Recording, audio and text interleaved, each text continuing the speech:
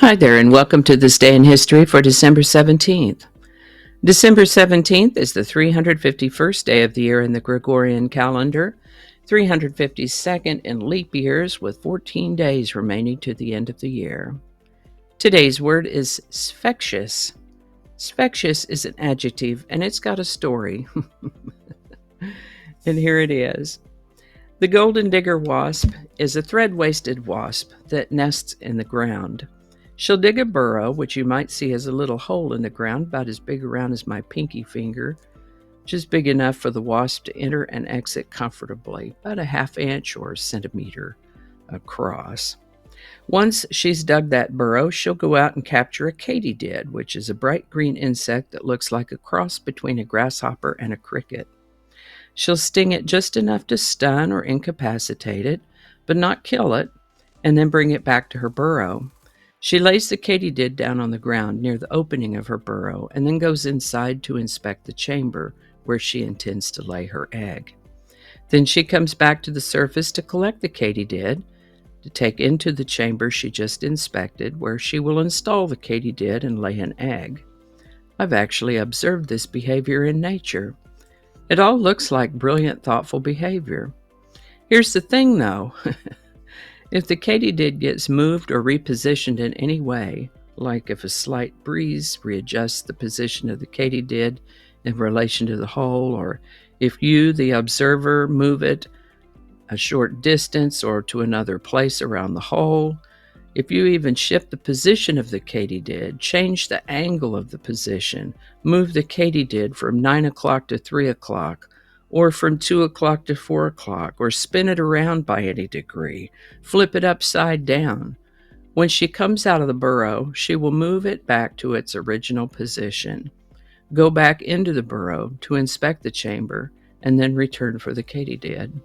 If, as an experiment, you undertake to move the katydid when she's in the burrow, this process can replay as many times as you wish to repeat it. You'll get tired of messing with her way before she figures it out, because she won't figure it out. This behavior, which initially appears brilliantly thoughtful but is actually unthinking routine, is in the golden digger wasp considered a form of genetic determinism. An adjective has been created to describe this behavior, and it's sfectious, a word coined from the genus name of the wasp.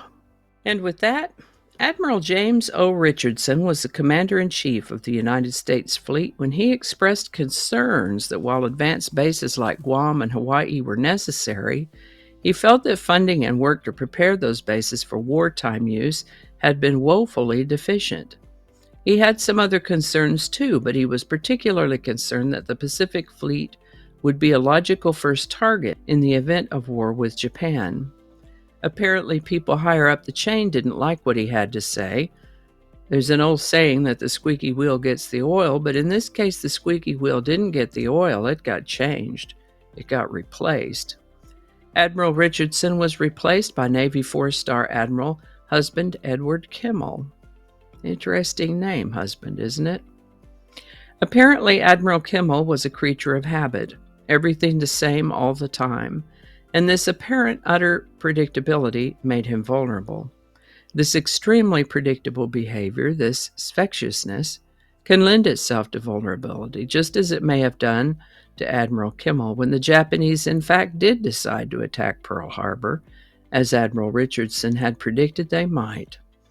And so it is that on December 17, 1941, that being the man in charge when the attack happened, 4-star Admiral Husband Edward Kimmel was relieved of his command of the U.S. Pacific Fleet as part of a shakeup of officers in the wake of the Pearl Harbor disaster and knocked down to a 2-star Rear Admiral position.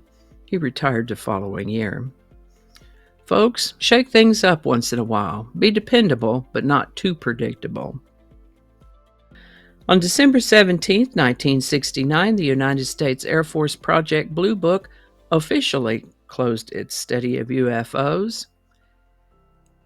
You know, there sure are some unusual and unexplainable things that happen in the skies.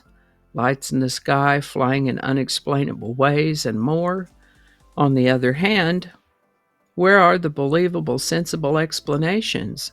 Where's the proof? I don't know. Seems to me like maybe Project Blue Book was created not so much to see what could be discovered or explained, but more to debunk, explain away, and quell any talk of UFOs, but that's just my opinion. Whatever their goal and purpose, the program was officially ended on December 17, 1969. Michael Jackson was visiting Paul and Linda McCartney in the early 1980s, Paul mentoring and Michael soaking up the benefit of Paul's experience.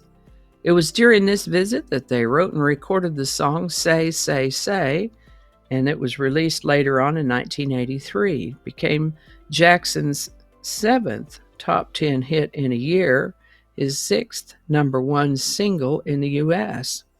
Released in October of that year, it sold over 1 million copies, qualifying it to be certified gold in December.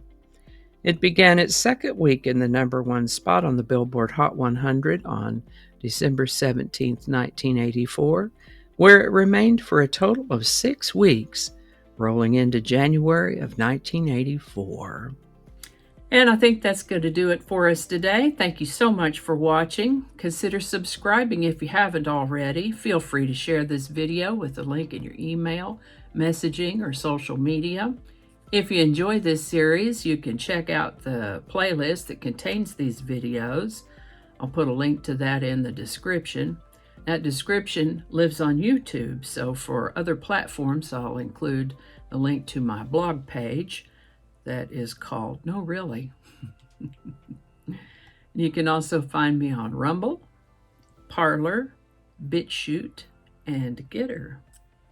All those links in that description. Alrighty, that's all I can think of right now. Thanks again, and I'll see you next time.